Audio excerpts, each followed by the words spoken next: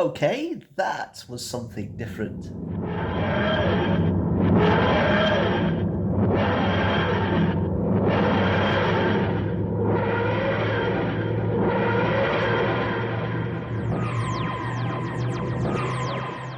Empire of Death.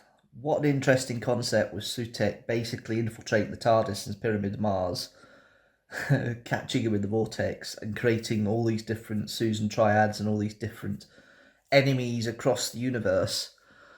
Little enemies that can cause death and kill all the worlds that he's visited. Interesting little concept. Um, it's nice that Russell T Davies decided just to play with it, not play with the concept and work, make it more brutal, but effectively just say, yeah, everything's gone. The Doctor's in despair. What's happening? Why is he stuck? Why is he still alive with Mel and Ruby in the memory TARDIS, which is nice, a remembered TARDIS. And that kind of links into all the bits and pieces we saw. If you've seen Tales of the TARDIS, you know what I mean, with the intro and outro that Ruby and the Doctor did.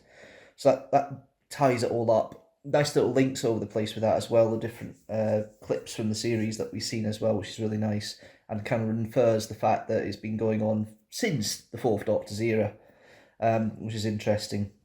The resolution: throwing Sutek back into the time vortex and him effectively dying, recreating life again. That's a nice idea. Um, that bit of the story, yeah, it's half an hour's worth of stuff. That's fine.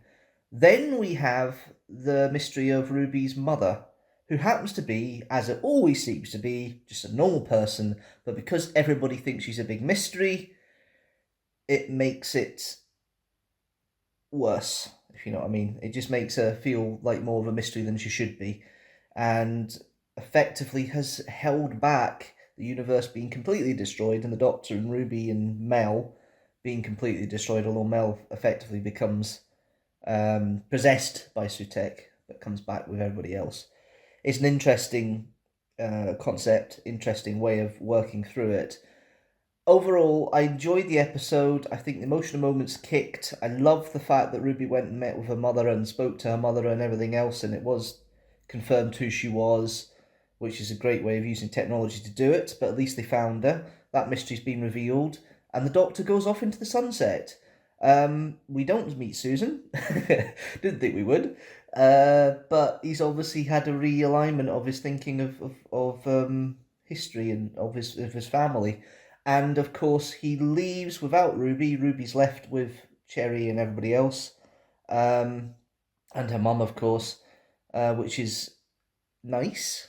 Nice to know. But that gives an opportunity for the Doctor to have a Christmas special with something different, which we know is something different. We know it's been written as something different. And then we've got Mrs. Flood, who's still a mysterious figure. This is going to be like a 2-season arc with this character, I think. And she keeps doing piece to cameras and breaking the fourth wall all over the place. The Doctor life ends in terror. That's interesting. We'll see how that works out. But yeah, it looks like it's a running theme coming on here. Who is Mrs. Flood? We still don't know. So that's interesting to find out. Nice little ending, nice summary, nice way of ending the season. But the same with all Russell T Davies's two-parters. Great setup in the first episode. Second episode, the main big bad cliffhanger elements resolve rather quickly, and then you get all the emotional stuff afterwards. So it's very standard RTD in that respect.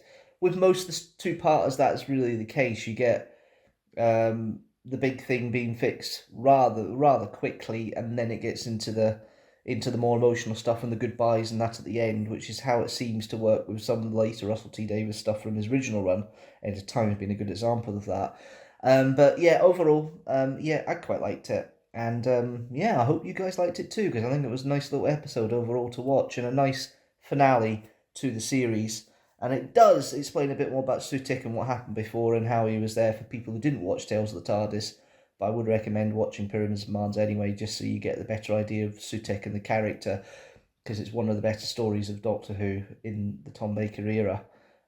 Possibly not my favourite, and I've still to review it for the Deanstructor Reviews Doctor Who, but it is a good episode to watch, so it's a good suggestion maybe to go back if you haven't already. Anyway, enough suggestions from me, a lowly YouTuber who's only got 400 or so subscribers. But if you like this video, please like it, share it with the hashtag teamstructor. leave us leave a like. Yes, leave a comment down below. Do you like it? Leave a comment down below. Do you not like it? Leave a comment down below. And yeah, if you like the channel, hit the subscribe button and the notifications bell so you know when a new video comes out. General new video every Sunday at 4 p.m. GMT. And the next video that's coming out is actually going to be the channel update for June. That's next Sunday at 4 p.m. GMT, and I'll see you then. Yeah, definitely see you then. But do you know what? I will see you later.